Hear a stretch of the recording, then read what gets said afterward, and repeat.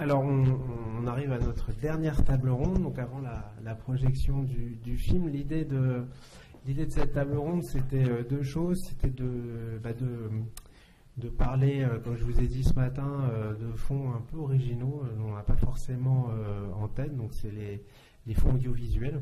On a aussi vu la question de la photographie. Tous les services d'archives qui traitent d'aéronautique ont des photos. Donc là, c'est la question des films.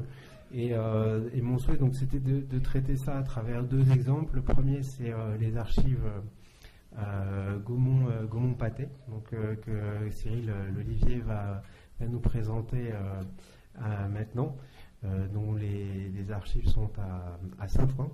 Et puis ensuite, en guise d'introduction de la projection, donc du film Anne-Marie, un film de 1936, Mélin de Montelot et Marie-Hélène Pépin nous parleront de la découverte de ce film. Cyril, la parole est à toi.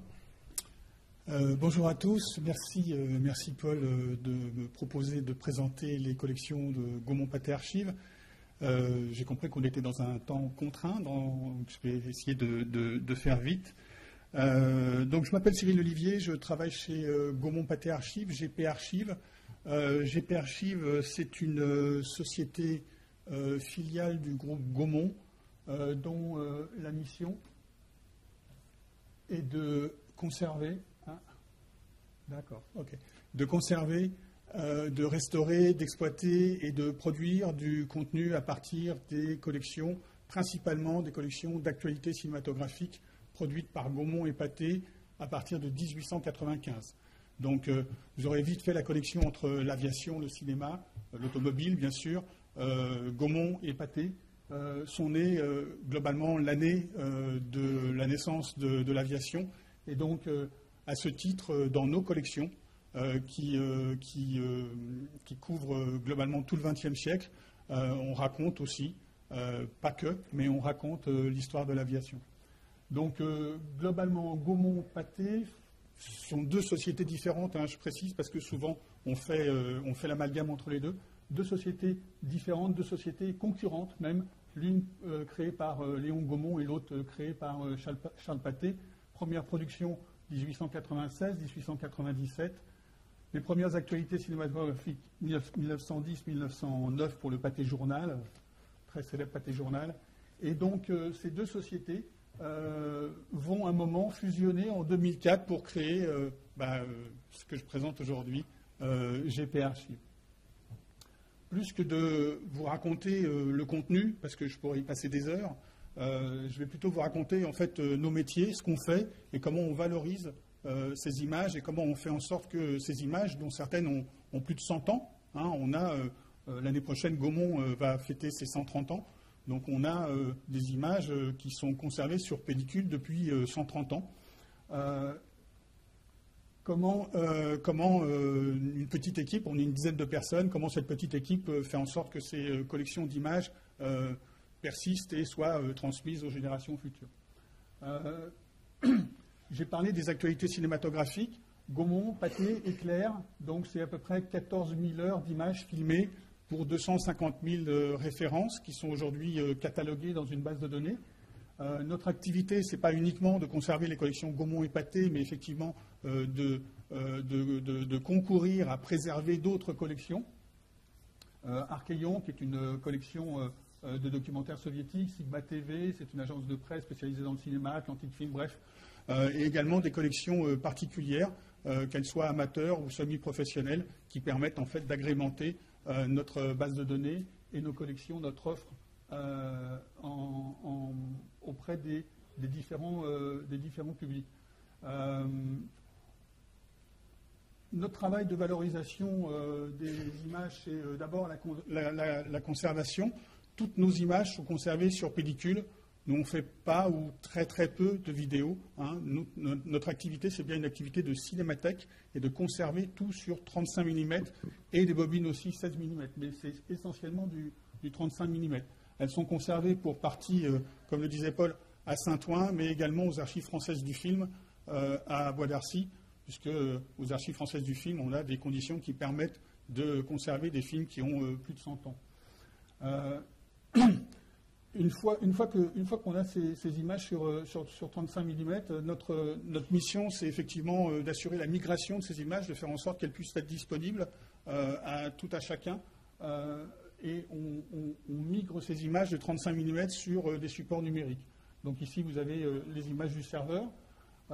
Donc deux travaux essentiels dans notre activité. La valorisation documentaire. On a une base de données qu'on remplit régulièrement, qu'on agrémente quasiment tous les jours en documentant les images qu'on conserve. Alors effectivement, sur l'aviation, on a fait un travail important pour essayer d'identifier que ce soit les pilotes, les entreprises, que ce soit les terrains, puisqu'on parlait de terrain tout à l'heure, que ce soit les machines. On essaye effectivement à chaque fois de donner le plus d'informations possible sur les images que vous pouvez obtenir sur cette base de données. Je parlais de migration tout à l'heure. On part de bobines 35 mm et donc on a fait l'acquisition de matériel de haute technologie, puisque ça s'appelle un scanner. Ces scanners, on en a 2 au bureau. Et ces scanners, c'est globalement la technologie qu'utilise le CPAD et l'INA pour numériser les images. Donc aujourd'hui, l'idée, c'est de partir de 35 mm, voire de 16 mm de temps en temps, mais 35 mm, et de restituer ces images en format numérique en 2K ou voire 4K, si c'est pas trop professionnel comme terme. Ça veut dire vraiment de la très très haute définition. On a aussi un travail comme je disais, de conservation, mais de restauration des images. On travaille aussi bien sur les supports physiques, sur les bobines 35 mm, mais également sur les fichiers numériques en restaurant et en nettoyant les films image par image. Donc, comme vous le savez, il y a 24 images secondes et ça peut prendre des heures et des heures, voire des jours entiers pour restaurer une bobine de 3 ou 4 minutes. Toutes ces activités de valorisation de patrimoine, en fait, sont autofinancées par la distribution des images auprès des producteurs audiovisuels, des télédiffuseurs. On fournit une grande partie des images noir et blanc que vous voyez dans les documentaires à la télévision. On travaille également avec les institutions, les collectivités, avec des musées, des institutions muséales, des entreprises dans le cadre de projets de valorisation de patrimoine au pluriel, que ce soit culturel, que ce soit industriel, que ce soit architectural. Et on fait également de la production de programmes historiques, audiovisuels à base d'archives. Notre dernière production était diffusée sur Public Sénat, sur la RTBF, sur TV5. C'était un film sur les Jeux Olympiques de 1924 et la résonance qu'il pouvait y avoir entre 1924 et 2024, ce qui est assez marrant puisqu'on retrouve globalement les mêmes problématiques à 100 ans d'écart.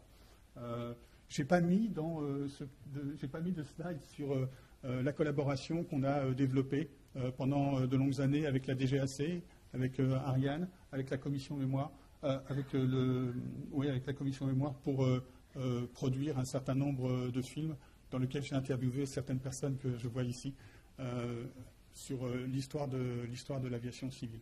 Voilà, j'ai essayé de faire court. Je crois qu'il m'en reste encore une là. Voilà.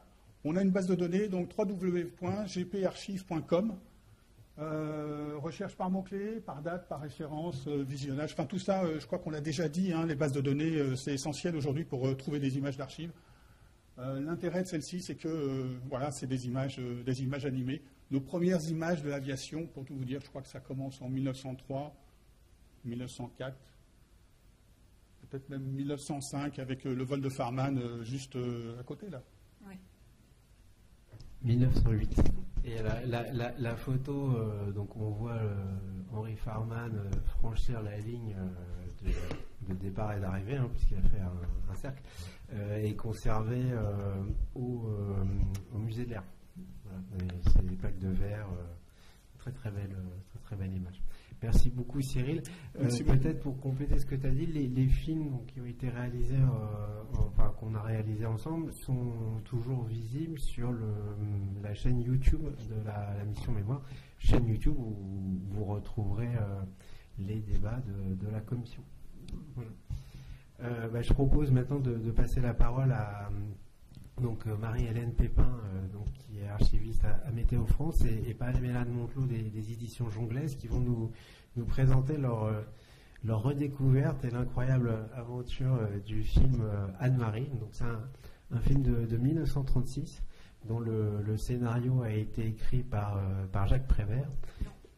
Jacques Prévert, je ne sais pas pourquoi j'ai dit ça. Antoine de Saint-Exupéry, voilà. C'est la fin de la journée. Et je trouvais que c'était une bonne idée, vous savez, quand on était enfant et qu'on allait à l'école, avant les vacances, on avait souvent droit à une petite projection de film, voilà. Comme c'est bientôt Noël, l'idée est un peu pareille, voilà.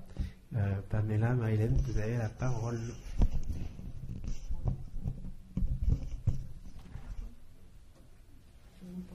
Excusez-nous, on va juste faire une toute petite photo. Ah oui, alors ça, je suis pas très forte là-dessus. Juste appuyer, si tu veux voir ce que vous avez projeté, c'est de deux côtés. D'accord. Et si tu peux faire une photo aussi. Voilà. Mais tu me l'envoies. Excusez-nous, on fait juste une petite photo souvenir.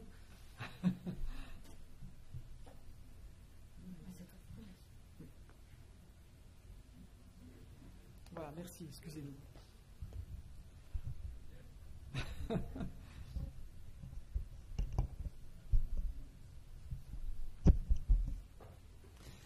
Alors d'abord, je voudrais remercier Paul Dame de la DGAC de m'avoir convié. Je suis très impressionnée d'être devant vous. Je ne suis pas une spécialiste de l'aviation, mais je me suis passionnée pour un film, Anne-Marie, entièrement scénarisé par Antoine de Saint-Exupéry. Est-ce qu'il y en a dans la salle qui ont vu ce film ?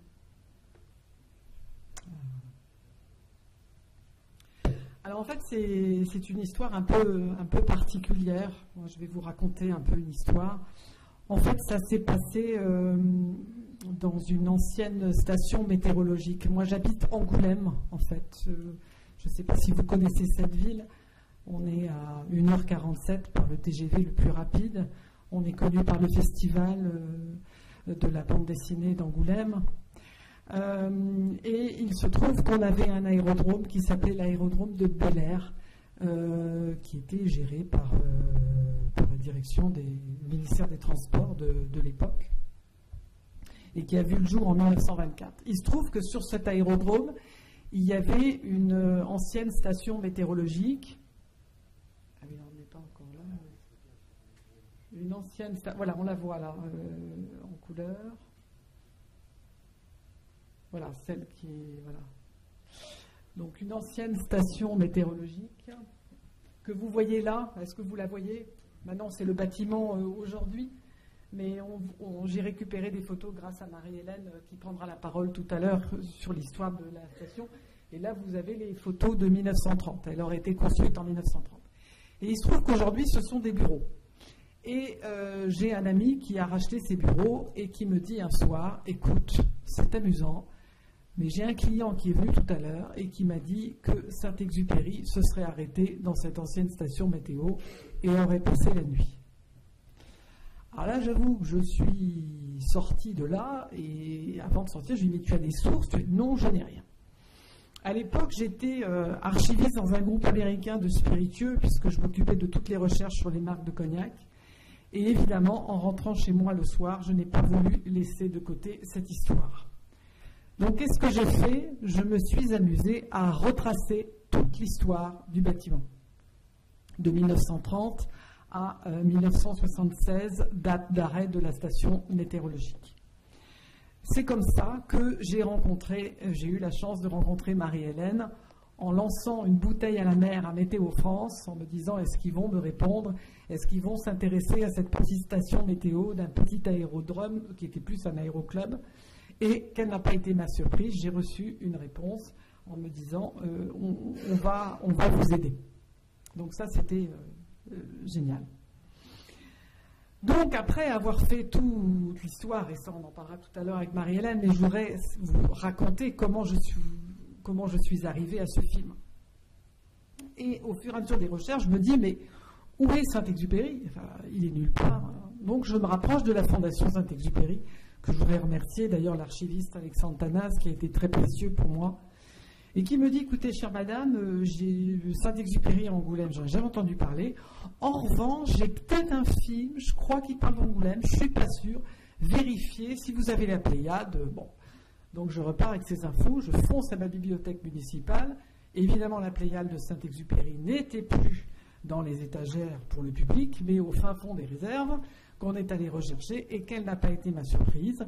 J'ai découvert ce film, Anne-Marie, entièrement scénarisé par Saint-Exupéry, comme je disais tout à l'heure, et produit par un de ses amis, Raymond Bernard, le fils du célébrissime Tristan Bernard. Et double surprise, puisque dans le scénario, vous verrez dans le film, Angoulême est cité plusieurs fois. Donc je me dis, tiens, c'est intéressant. Donc, évidemment, on s'est arrangé pour obtenir ce film de la Fondation. On l'a regardé, je ne sais pas combien de fois, et on a poursuivi. D'abord, on s'est beaucoup intéressé au film. Évidemment, il ne faut pas que je vous dévoile tout aussi, toute l'histoire du film.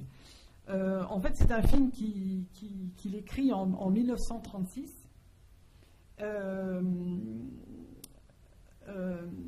Il l'écrit en 1933, enfin il sort en 1936 et il l'écrit en 1933 lorsqu'il est en Argentine. Et en fait, il va écrire ce film pour financer sa mission Paris-Saigon. Le tournage commence en 1934 et le film sort en salle en 1936. C'est un film qui a eu quand même son succès.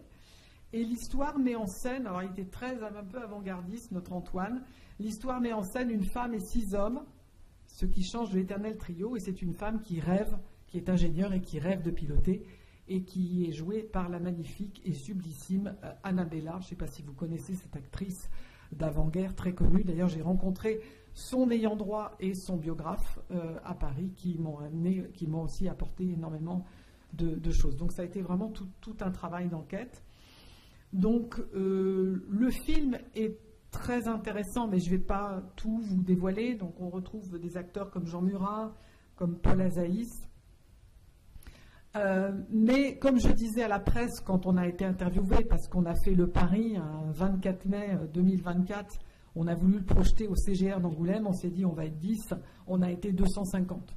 Être obligé d'ouvrir une salle en urgence, ça a été la folie. Donc ce film est à mon avis intéressant, vous qui êtes dans le domaine de l'aviation, parce qu'on s'est amusé à lister tous les avions du film. Alors je ne vais pas vous les énumérer, mais comme je disais à la presse, c'était un peu le Top Gun de l'époque. C'est la promotion du Caudron. Voilà. Et il faut savoir que le film sort en 1936 et en 1933, Louis Renault rachète Caudron. Et un de ses pilotes d'essai va participer au film que vous devez connaître, c'est Raymond Delmotte, qui était surnommé le prince de la vitesse. Donc beaucoup d'avions, voilà, on s'est demandé si ce n'était pas un film promotionnel pour le Caudron Simoun, mais ça c'est vous qui en jugerez. Alors Saint-Exupéry s'est-il arrêté à Angoulême? Réponse oui. Puisque nous avons ensuite poursuivi l'enquête, puisque nous avons retrouvé un bar en face de la station météorologique, d'une femme qui apporte son témoignage, qui aujourd'hui est décédée, qui se souvient avoir vu Antoine de Saint-Exupéry s'arrêter dans ce bar. Et nous avons eu la chance de trouver récemment, grâce à la Fondation, un papier d'archives de la GR2 33, donc ça vous devez tous connaître ce groupement de reconnaissance, voilà, vraisemblablement peut-être, mais ça reste à confirmer, écrit de la main de Saint-Exupéry, où sur son trajet, il y a bien Angoulême. Donc là, on était très contents, mais surtout, ce qui est très amusant, c'est qu'il n'est pas venu en avion, on pense qu'il est venu 2 fois, mais il vient en voiture. Donc, on a une plaque d'immatriculation, et là, je suis en lien avec la préfecture de police de Paris, qui est en train de me rechercher la voiture. Ce serait vraisemblablement une voiture de 1937, immatriculée à Paris, et c'était une voiture ancienne. À l'époque, Saint-Exupéry, avec la GR2 33, fuit un peu, se replie devant l'avancée des troupes allemandes. Donc c'est bien un itinéraire en voiture, et en fait, il va prendre le Farman 222 au départ de Bordeaux. Voilà, donc c'est le contexte un peu historique. Je vais peut-être laisser la parole à Marie-Hélène sur la station météo, et vous verrez que dans les dernières scènes du film, c'est bien la station météorologique de Bel-Air qui va servir de décor, même s'il n'y a jamais eu aucun tournage à Angoulême, puisque tout a été filmé à Villacoublay. C'est bien la station météorologique de Bel-Air qui est suggérée.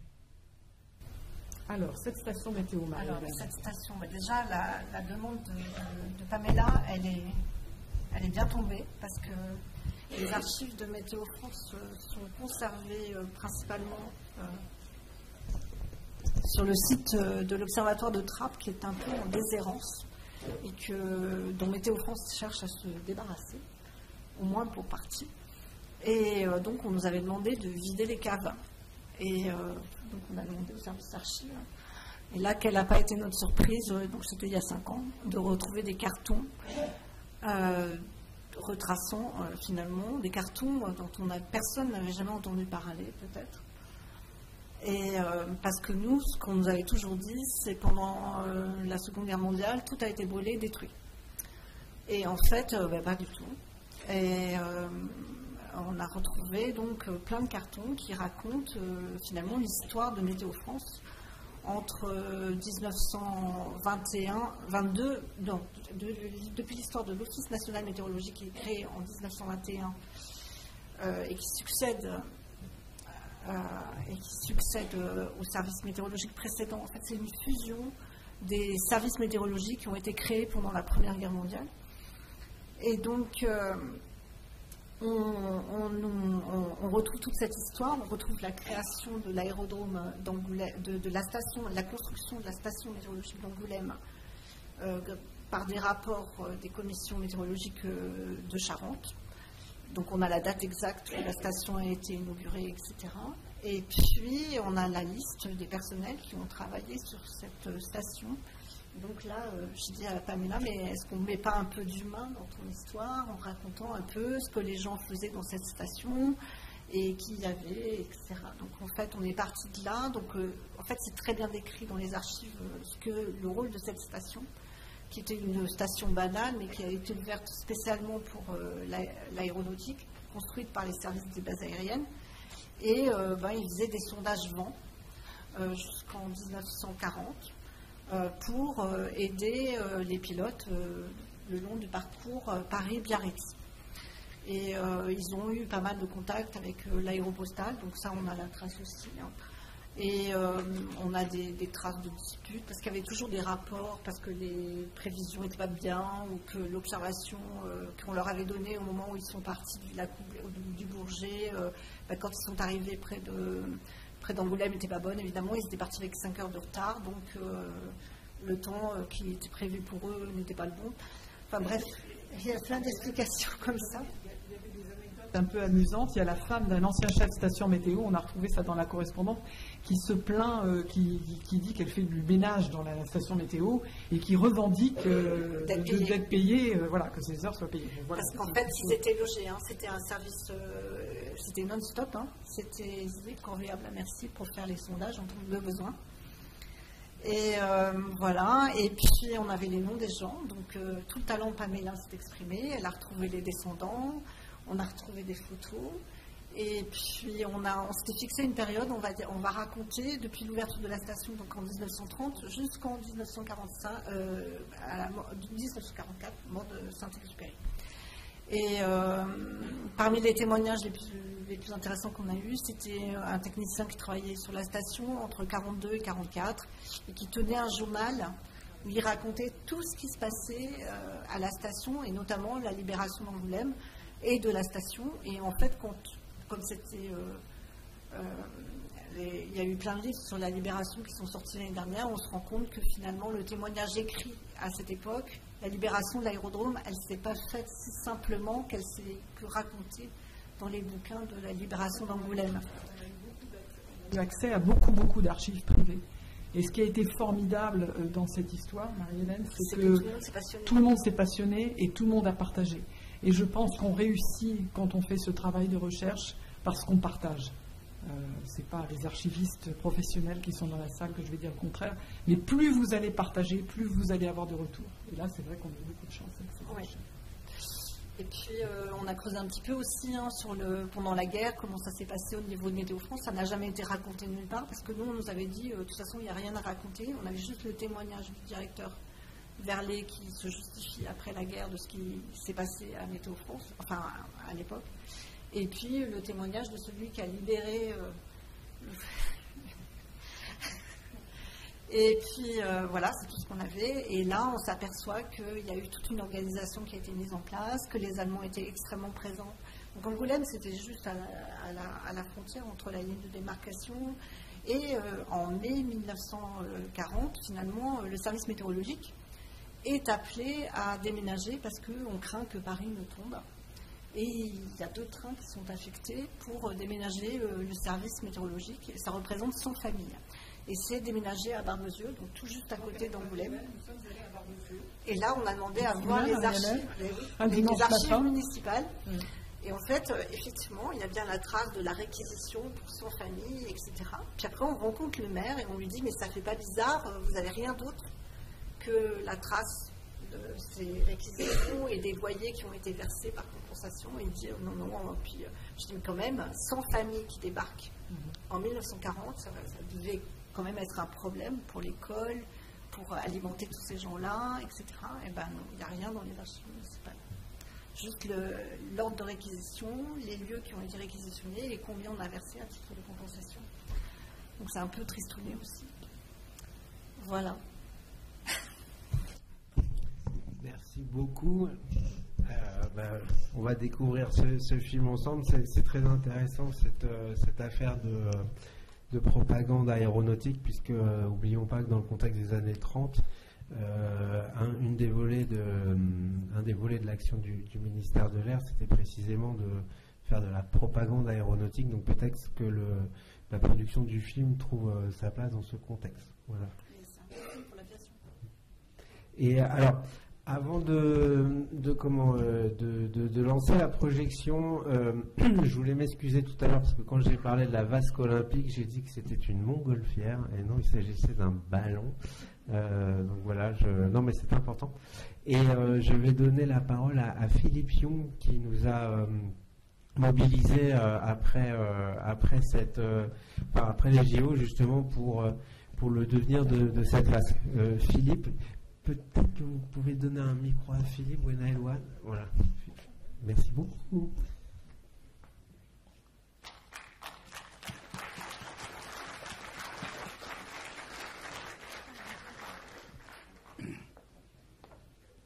Oui, donc effectivement, dans la continuité de l'image qu'on a vue au début, je suppose que vous avez tous vu la vasque olympique, comme le monde entier d'ailleurs.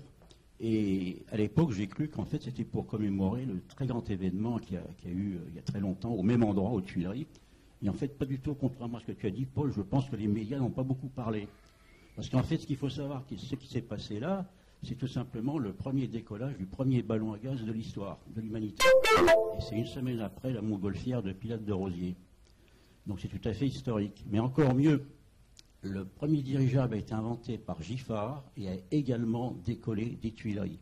Et c'est pas fini. Grâce à Jean Molot, j'ai appris qu'en fait, également aux Tuileries, il y avait un très gros ballon qui avait décollé, qui avait fait une ascension entravée, avec des passagers payants. Donc c'est le début des baptêmes de l'air. On pourrait presque dire que c'est le début du transport aérien. Et quand j'ai appris que l'artiste de la Manip Joly voulait détruire cette vasque, là j'ai pété les plombs. J'ai essayé de mettre l'Aéroclub de France dans la boucle parce que je pense que c'est un interlocuteur important et puis apparemment il ne se passe pas trop de choses. Alors ce qu'il faut quand même savoir aussi, c'est que le ballon à gaz a donc permis à l'humanité de détenir le record du monde d'altitude jusque, vous savez, donc 1783. Et vous savez qui est-ce qui a battu ce record? Mais moi je suis tombé, c'est Gagarine. Donc il y a près de 200 ans avant que ce record soit battu. C'est donc dire si c'est vraiment très important.